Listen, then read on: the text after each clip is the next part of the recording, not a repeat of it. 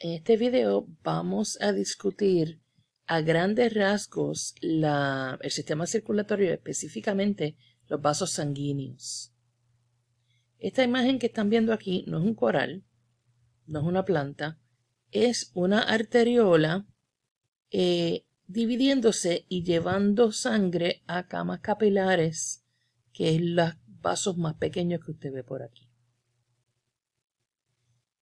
Vamos a hablar bien brevemente de la estructura de los vasos sanguíneos, los tipos de vasos sanguíneos, la ruta general que ya usted la conoce y algunas variaciones de esa ruta. Aquí están viendo que en general podemos decir que las arterias son las que van a llevar sangre desde el corazón a otras partes del cuerpo. Ya esa es la definición que nos acostumbramos a escuchar cuando discutimos el corazón. Y las venas van a llevar sangre de vuelta al corazón. En esta imagen usted está viendo aquí una arteria con una túnica interna que se ve bastante oscura porque esto es una tinción especial para revelar las fibras elásticas. ¿Okay? Las fibras elásticas no están solamente en la túnica interna, van a estar también en esta túnica que ven por aquí, que es parte de la túnica externa, pero van a ver que comparando esta arteria con esta vena, la primera diferencia que usted puede observar es esa, que la túnica interna no tiene esas fibras elásticas que tiene aquí, la arteria las tiene, mientras que la vena no las tiene. Y fíjense que la dimensión de este vaso, si usted lo expandiera, este diámetro será mayor que el de la arteria. Eso también es bastante común y de hecho se considera que las venas grandes son lugares donde la sangre se puede almacenar si no se está utilizando en ese momento. Entonces aquí tiene un nervio para comparación. ¿Okay? También en este capítulo vamos a discutir los diferentes tipos de capilares, que son los que conectan las arterias más pequeñas a las venas más pequeñas. Estos vasos, los dos tipos de vasos, arterias y venas, van a tener tres capas o tres túnicas. La más interna se conoce también como la túnica íntima y esa es la que forra, la que está en la parte de adentro expuesta a la sangre. Y esta capa se llama endotelio. Consiste de epitelio escamoso simple. Como todo epitelio va a estar descansando en un basement membrane y ese basement membrane tiene también, está asociado a un tejido conectivo luz, ¿verdad? El areolar.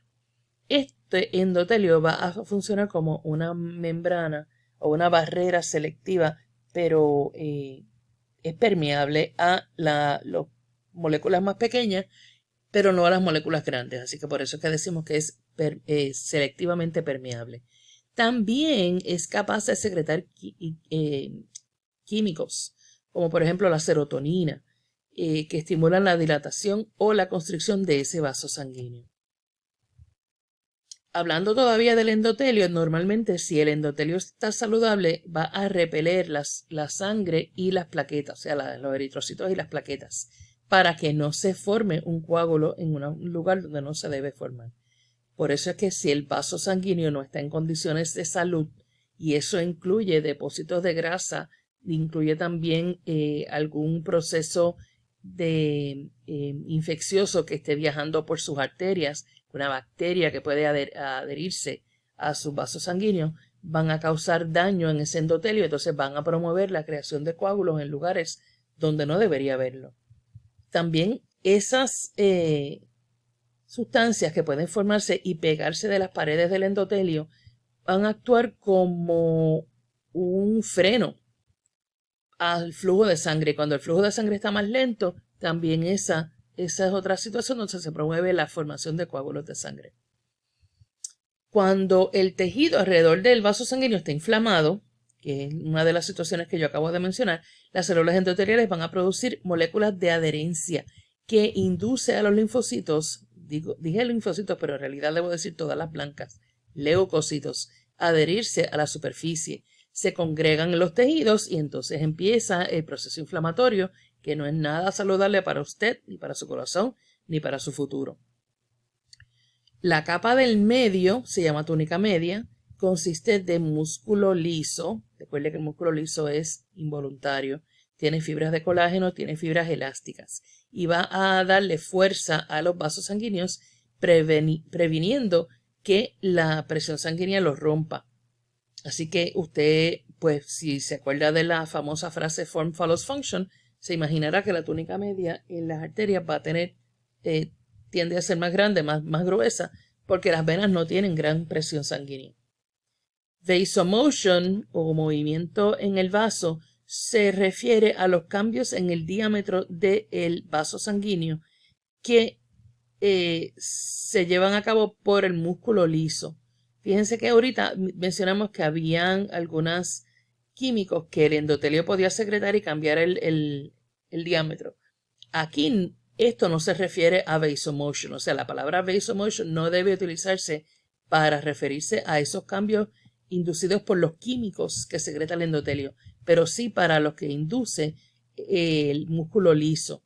El músculo liso va a reaccionar a algunos químicos, reacciona también a niveles de oxígeno y de CO2. O sea que indirectamente sí, pero tenemos que estar seguros de que es el músculo liso el responsable. La túnica externa, que también se llama la adventicia, es la capa más externa, gracias a Dios por el latín y el español, ¿verdad? Y consiste de tejido conectivo suelto areolar. Recuerde que este es el tejido conectivo que no tiene muchas células o mucho material en el material extracelular. Y esto puede unirse o ser continuo con el de vasos sanguíneos que están cerca, con el de nervios que están cerca o de otros órganos. Aquí se los estaban señalando en este diagrama.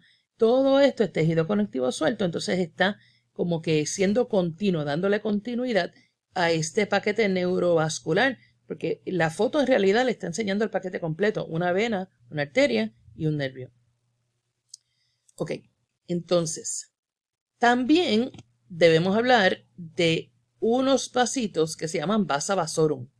Son los vasos sanguíneos de los vasos sanguíneos. Y aquellas arterias y venas también, pero más bien se encuentran en arterias, que tienen un diámetro grande, una pared gruesa, van a necesitar su propio flujo de sangre. Parece ridículo, pero la sangre que está viajando por dentro del lumen del vaso sanguíneo no le va a proveer suficiente oxígeno, sino que tiene que tener su propio vaso sanguíneo, por lo menos a la mitad de afuera, porque está más alejada de la sangre que está en el lumen.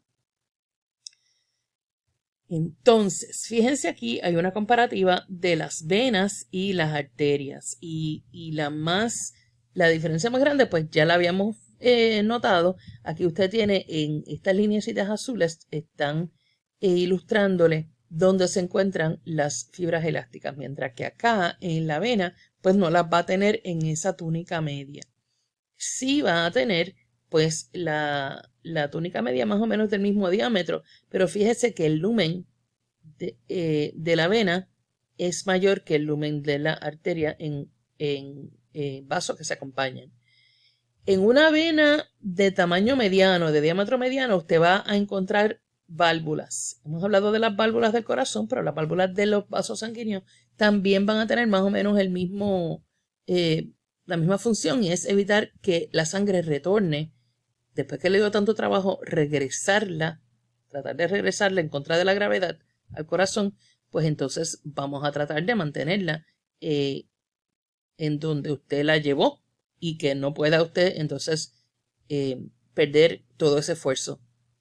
Por acá tenemos una arteria de un tamaño equivalente o acompañante de esa vena, y fíjese que tiene fenestraciones en unas capas elásticas adicionales que tienen las arterias que no tiene la vena.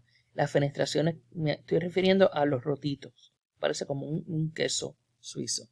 Entonces la vénula, que sería una vena bastante pequeña antes del capilar, va a ver que una vez más tiene un diámetro pues más o menos semejante al de la arteriola, pero entonces la túnica media tiende a ser más gruesa en las arteriolas que en la vénula. Que usted debe ser capaz de compararme en vasos sanguíneos grandes, medianos y pequeños, las diferencias en términos bien generales, no le voy a pedir detalle, de las diferentes túnicas. Así que se le llama a las arterias muchas veces vasos de resistencia porque tienen una estructura interna que es fuerte, es resiliente en términos, y a eso se refiere a que usted le aplica presión y ella entonces retorna a su diámetro normal. A estas van a llamársele también las conductoras, son las arterias más grandes, la aorta, la carótida común, la subclavia, vamos a estar hablando de ellas más tardecito o durante el laboratorio. Entonces aquí le están diciendo pues mucha de la información que ya les discutí, se las adelanté un poquito con el diagrama. Así que aquí tienen pues diferencias de las arterias, las conducting, las distributing y las pequeñas, que son las más pequeñas, son las de resistencia. Porque aquí es que mayormente usted puede controlar el diámetro y el flujo de sangre hacia diferentes órganos. Y por ejemplo, si usted va a ejercitarse, pues tienden entonces a abrirse unos esfínteres precapilares para que haya mayor flujo de sangre hacia los músculos. Y si la tarea es digerir, pues entonces ese flujo va a ser mayor hacia el intestino. No deberían estar ocurriendo las dos cosas a la vez y por lo tanto, pues si hay una estimulación del sistema nervioso simpático que tiende a contraer las arteriolas y llevarle la mayor parte de la sangre al músculo, pues entonces en los procesos digestivos y de creación y de producción de orina van a interrumpirse. Están las metaarteriolas, que son los vasos sanguíneos pequeños que van a unir las arteriolas a los capilares. Y estas aquí es que se forman el esfínter precapilar y es la capa de músculo liso, que es la que es capaz de controlar entonces el flujo de sangre hacia el capilar. Obviamente no lo va a reducir completamente, no lo va a eliminar completamente, porque todos los tejidos tienen que recibir sangre todo el tiempo, pero pueden reducir de forma bastante sustancial.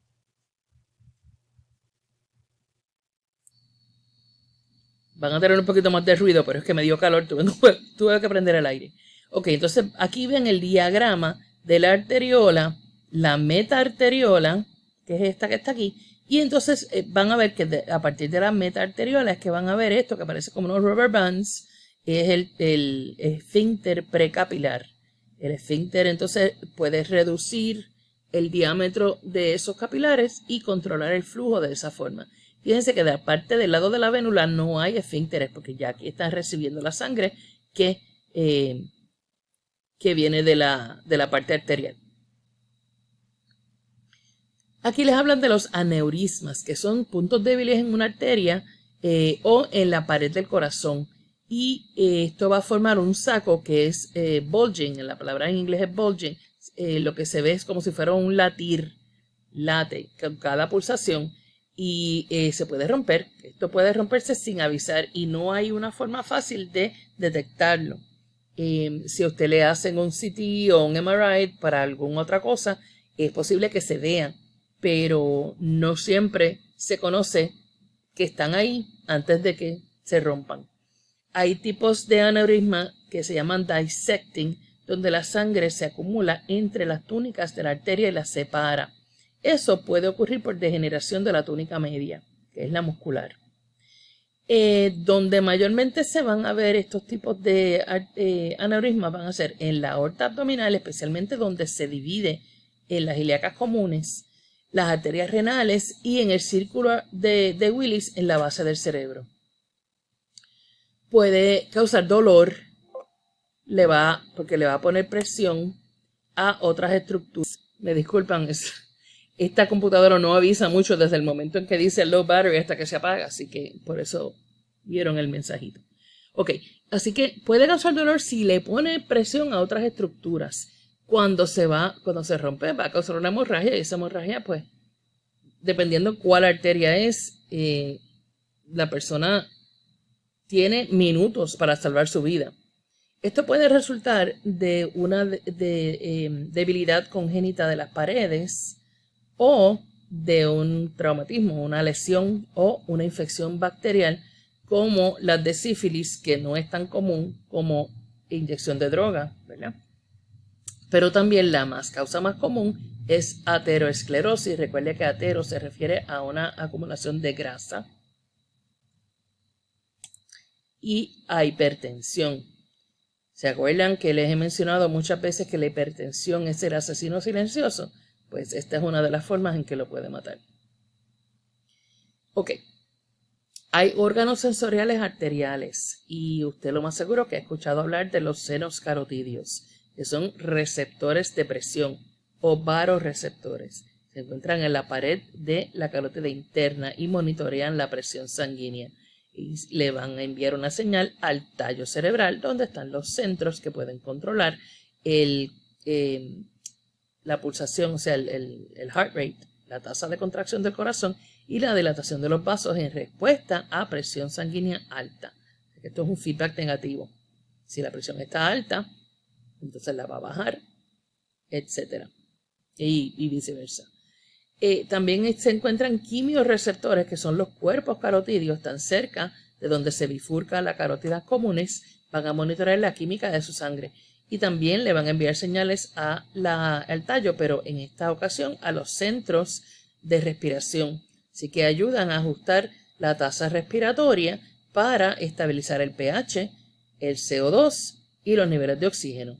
Así que en otra ocasión yo les mencioné los órganos que se pasan toda la vida, literalmente toda su vida, tratando de estabilizar el pH de su sangre para que se mantenga entre 7.35 y 7.45. Así que se burlan de usted cuando usted compra agua alcalina. En la aorta también hay quimiorreceptores, se llaman los cuerpos aórticos y tienen la misma función que los cuerpos carotídeos. Los capilares es el lugar donde se intercambian nutrientes, desechos y hormonas. Así que van a pasar entre la sangre y el fluido en los tejidos a través de las paredes de estos vasos. Y esto es lo que le llaman el business end del sistema cardiovascular. Ahí es que va a ocurrir un montón del trabajo. El resto de los vasos están ahí para llevar la sangre a ese lugar. Se componen de endotelio y de basal lamina, que es una de las partes del basement membrane. En los tendones, ligamentos, epitelios, córnea y lente del ojo no hay capilares. Ya hemos hablado de varios de estos, así que esos órganos tienen que nutrirse por difusión de vasos sanguíneos que están cerca. Cuando los esfínteres en el capilar están abiertos, entonces los capilares están bien perfundidos y pueden intercambiar óptimamente los nutrientes, los desechos y los gases con el tejido, con el fluido alrededor del tejido. Pero cuando están cerrados, entonces la sangre mayormente no entra al capilar y entonces va a pasar, hace un bypass por una vénula. 3/4 partes de los capilares de su cuerpo están cerrados en un given time, o sea, en un periodo de 24 horas usted tiene 3/4 partes de sus capilares cerrados en un sitio o en el otro. Y eso es importante porque así puede mantener la presión sanguínea con el mínimo de sangre. Así que aquí tiene otra vez un capilar bien perfundido y un capilar donde la sangre está fluyendo. Aquí le ponen bien dramáticamente como que no estuviera fluyendo, pero obviamente el tejido sí tiene que perfundirse, así que tiene el flujo va a ser menor. Por eso aquí dice little or no. Yo diría little. Entonces yo les había mencionado que las venas eran como un almacén de sangre. Mire, en cuanto a distribución de sangre, la mayor parte de la sangre va a estar en el circuito sistémico y en las venas. ¿Okay? El circuito pulmonar tiene 18%, el corazón tiene 12%, que es un número bastante decente. Pero si se fija, en cuanto a vasos sanguíneos se refiere, tenemos las venas con más de la mitad de la sangre en cualquier momento. Cuando las venas están vacías, se van a colapsar porque no tienen tanto tejido elástico, tienen un flujo bastante steady a presión menor que en las arterias. Entonces van a unirse para formar venas más grandes. Así que cuando hablamos de venas, cuando hablamos de arterias decimos que son ramas. Cuando hablamos de venas decimos que son tributarias a otra vena más grande. Así que la presión en las venas debe mantenerse cerca de 10 milímetros de mercurio con poca fluctuación, mientras que en la arteria usted sabe que puede ser de 120 a 70 óptimamente, ¿verdad? Que es la presión que usted está midiendo con el esfigmomanómetro. Después del capilar usted tiene vénulas postcapilares, que son las más pequeñas, más porosas aún que los capilares, así que pueden también intercambiar fluido. Y la mayor parte de los leucocitos van a migrar a través de las paredes de las vénulas. Entonces hay vénulas musculares. Estas aquí nos estamos metiendo en mucho detalle. Usted no es responsable de este tipo de detalle, ¿ok? Pero sí, acuérdese que habíamos hablado de que tenemos válvulas en las venas, que mayormente usted las va a ver en venas de diámetro medio, hasta 10 milímetros en diámetro. Y sí, estamos hablando de milímetros. No se crea que estamos hablando de unos tamaños grandes, porque parece que están metidos en todos los tejidos suyos. Cuando las válvulas fallan, porque la presión se ha ido acumulando en ellas, de esto hablamos en el laboratorio, entonces usted puede ver venas varicosas. Las varias bombas musculoesqueletales van a ayudar a ir bombeando la sangre en contra de la gravedad, pero si usted no está caminando, los músculos no están activos, entonces la sangre se acumula en las válvulas y las va debilitando. Entonces también tenemos unos casos especiales de venas, se llaman los sinuses. Los venous sinuses van a tener unas paredes especialmente finas, los lúmenes grandes, no tienen músculo liso y esos se van a encontrar inmediatamente asociadas con la dura madre, o sea, después de la dura, pues están más profundas. Y también usted conoce el sinus, el coronary sinus en el corazón. No son capaces de vasomotion. O sea que no va a haber cambio en su diámetro, porque recuerde que eso, quien lo hace, es el músculo liso y estas no lo tienen. Las venas que son de mayor de 10 milímetros van a tener músculo liso en todas las túnicas y en estas venas la túnica externa es la de mayor diámetro o mayor tamaño, mayor grosor. Aquí las venas cavas, las venas pulmonares, las venas yugulares internas y las renales se clasificarían como unas venas grandes. Aquí le hablan un poco más sobre las venas varicosas. Si usted está en un vuelo largo, por ejemplo, y ya sabe que tiene problemas de circulación, pues le van a recomendar que esté utilizando medias de compresión y también que se levante varias veces, o por lo menos que esté moviendo sus piernas, flexionando y extendiendo las rodillas y las caderas para tratar de ayudar a la bomba musculoesqueletal a retornar la sangre y que sus válvulas no se debiliten más todavía. Pueden desarrollarse las venas varicosas porque usted tenga una herencia sabrosa donde en su familia hayan venas varicosas. También las personas obesas tienden a tener venas varicosas porque van a estar no moviendo tanto músculo. O sea, muchas veces lo que tenemos es un intercambio de grasa por músculo, y durante el embarazo también se promueven los problemas de venas varicosas. Las hemorroides son un caso especial de venas varicosas en el canal anal. Hay hemorroides internas, hemorroides externas, dependiendo de cuáles venas están envueltas en el asunto. Estas son las rutas circulatorias y fíjense que la más sencilla es esta que está aquí. Usted tiene una arteria, lleva sangre a una cama capilar, la devuelve por una vena y ¡pum! Ya, feliz.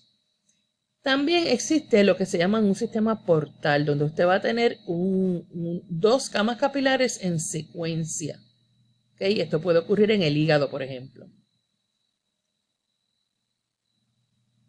Creo que sistema portal. Dos camas capilares en secuencia. Existe, usted ya conoce uno, es el sistema hipotalámico hipoficial. ¿Se acuerda del sistema portal hipotalámico hipoficial? Donde esto ocurría de hipotálamo a hipófisis. Entonces el segundo pues sería ya en la hipófisis.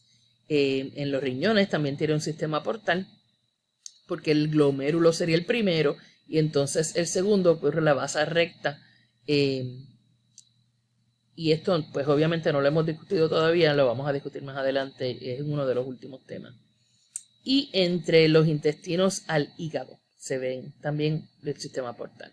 Que hay una mezcla de sangre donde ha ocurrido, ven, un poco de intercambio, pero entonces todavía tiene oxígeno y ya para la segunda cama capilar, pues todavía está llevando oxígeno a los tejidos, pero no es tanto. Entonces, el tercer caso de rutas circulatorias es una anastomosis. Una anastomosis es un punto donde se unen dos vasos sanguíneos. Estos vasos sanguíneos, si usted le llama anastomosis, tienden a ser dos arterias o dos venas. ¿Okay? Aquí, por ejemplo, está viendo lo que se llama un arteriovenous shunt, donde está bypassing, bien buen español, bypasseando la cama capilar. ¿Okay? La arteria, el flujo va directamente de una arteria, a una vena y no pasa por la cama capilar. Por ejemplo, si usted tiene que salir corriendo, pues entonces su sistema digestivo no va a estar recibiendo tanta sangre como debería por medio de estos arteriovenous shunts. Y las anastomosis venosas son bastante comunes, una vena que vacía directamente a otra. Así que aunque es serio una vena bloqueada, no es tan serio el asunto como cuando se bloquea una arteria. Sí existen anastomosis arteriales donde se unen dos arterias y eso le va a proveer con unas rutas alternas o colaterales a sangre. Yo le he mencionado que cuando usted tiene un infarto, una persona joven versus una persona bastante mayor, tienden a sobrevivir más a un infarto masivo a las personas mayores. Y la razón es que a través del tiempo, como las arterias coronarias son bien pequeñas, se van bloqueando con la edad. Y entonces eso le da oportunidad a el sistema cardiovascular a desarrollar estas arterias colaterales. Pero una persona joven no tiene esa oportunidad y casi siempre pues es un bloqueo súbito. Entonces pues no tiene tanta oportunidad de que la sangre le llegue por otras rutas al miocardio y por eso es que el porcentaje de supervivencia tiende a ser menor. Estas anastomosis ocurren en otros lugares, específicamente alrededor de las articulaciones y en el laboratorio ya se han mencionado algunos de ellos. La sección de martes no la van a ver hasta este martes, esta semana. La presión sanguínea se mide en la arteria braquial, que es en el brazo, es la arteria que está acompañando al húmero. Y se utiliza un aparato que se llama el esfigmomanómetro. La mayor parte de la gente le dice el aparato de la presión. Se van a tomar dos presiones, la sistólica y la diastólica. La sistólica es la presión arterial pico que ocurre durante la sístole ventricular, por eso se llama la sistólica. Y la diastólica es cuando se está descansando los ventrículos, o sea que es la diástole.